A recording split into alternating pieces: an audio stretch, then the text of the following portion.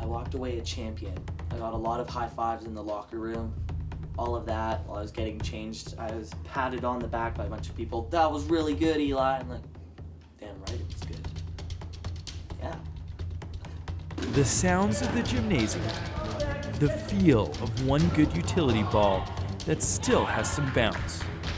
The focus fills your brain as you aim for your opponent, yet still conscious of the player who might be aiming for you.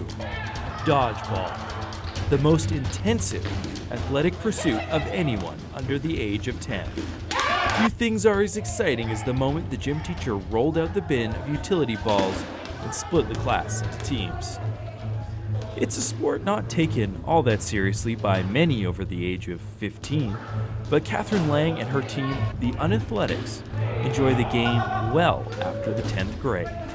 Eli, Zach, and Noah also shared their tales of triumph from the crucible of dodgeball. I'm a legend basically there. Yeah, I'm a legend. Yeah, pretty much.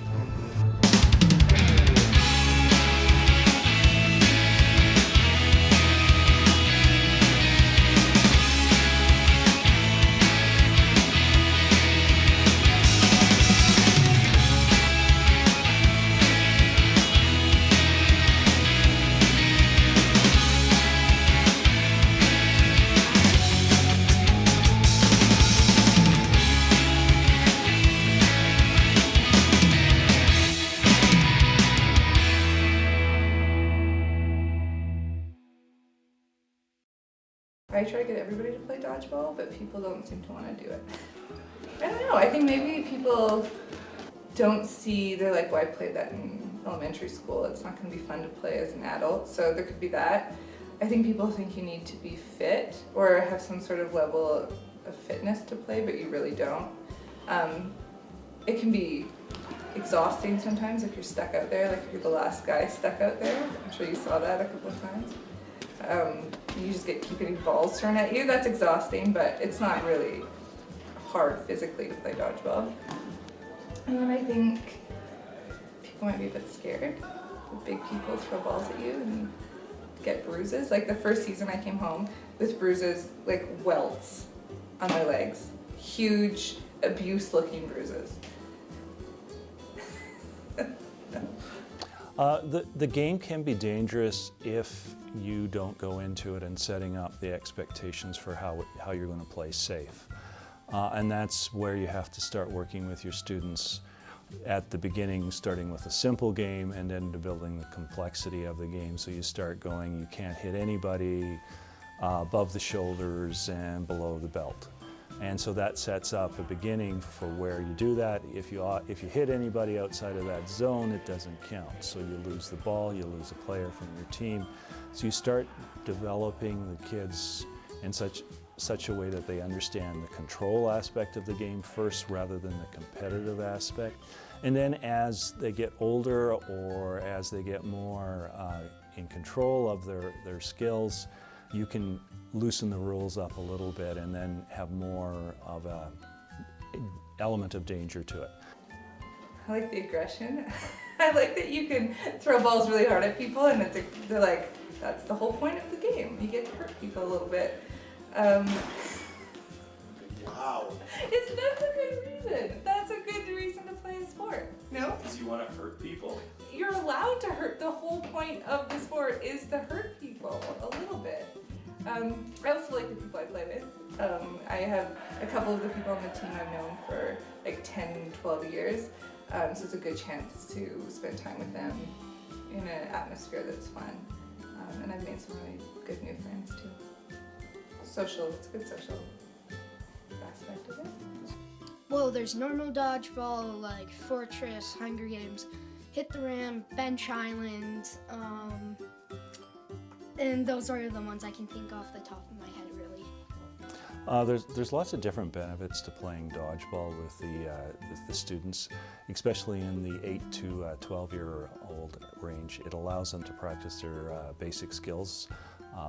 Helps them develop body awareness, which is one of those crossover skills that you use in all of the sports. So knowing where your body is and how to move it quickly, so you don't sprain an ankle, you don't cross your legs, being aware of where the ball is. The nice thing about dodgeball is you can play the game with one ball or with several balls or with 7 or 8, and then it increases the complexity of the game and allows the students to be more aware of action in different parts of the field. So this becomes a crossover skill that helps the students in other team sports as well as individual sports. Of course, there's the basic skills of throwing and catching, and of course, dodging. But this recent week, we did play dodgeball, and it was amazing. Favorite version? That's a tough one because you've got the classics that I played in elementary, like Dr. Dodge and 3 on a Bench and that kind of stuff, which I really haven't played those in a long time. Like, it's been years.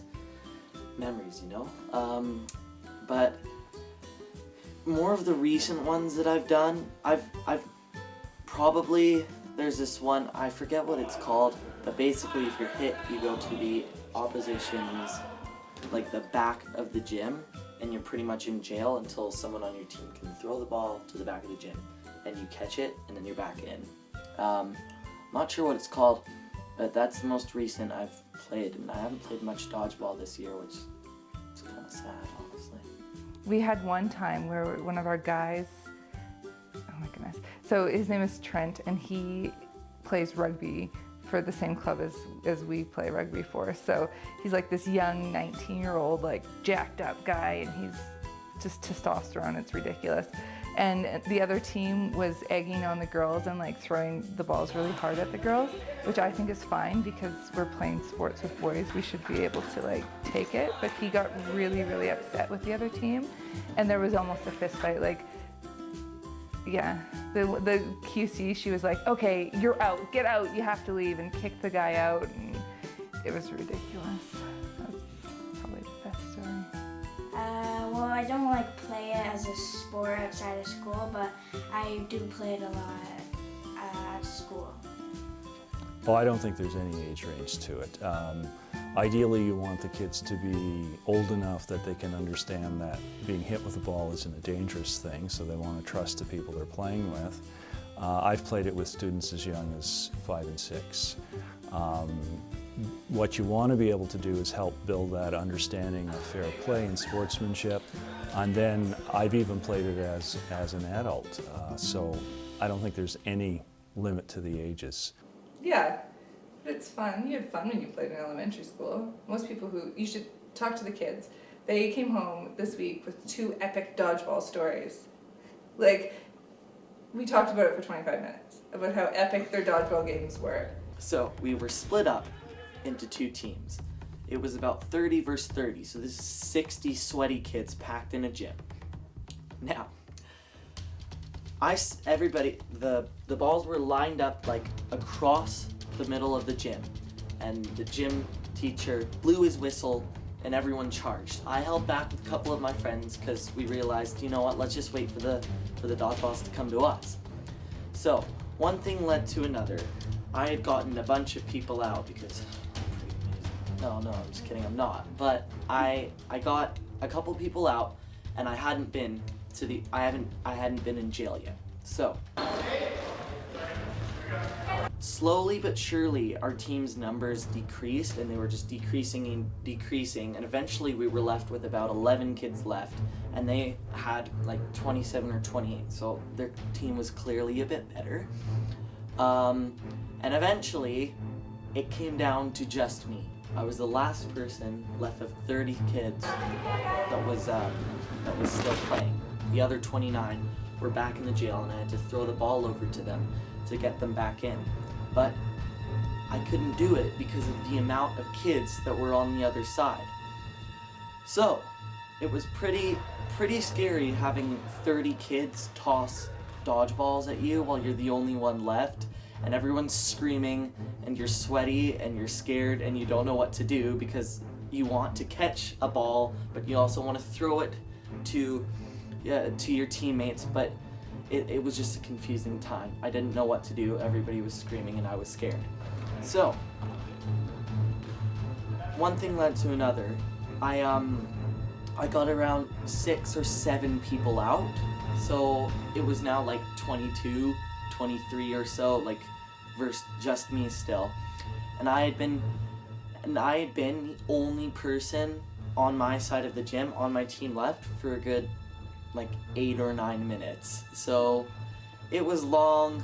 I fought well, but unfortunately I did get out, but I was praised. The other team came over, they're like, that was amazing, Eli, amazing. And then my team was like, you legend, oh, amazing. And I'm like, yeah, you know what, that was decent. So that's my dodgeball story. So we play this thing called Hunger Games, and it's basically Hunger Games. So there's a bunch of dodgeballs set up in the middle. It's kind of free-for-all, but you can make alliances, and I was the final person with one other person. Then we went back to back. We started walking, and then when our gym teacher said go, then we had to turn and throw the dodgeballs at each other. I dodged his, threw it at him, and then I hit him, I won, and everyone started running in and was like, yeah, Noah, yeah. Yeah. Good memories. Yeah, good memories. We do. We sit around it. They always ask if we won, because it's very important to them to make sure that we're winning. If we didn't win, they want to know what happened, like who screwed up. And then they want to tell me about when they were at dodgeball. They're like, I was the last guy on, and then I caught somebody's ball, and then I hit somebody else, and everybody was like, ah. It's very involved storytelling. Some feel the best part about dodgeball is that although it's a sport that's not taken too seriously, it's also a sport that doesn't take itself too seriously.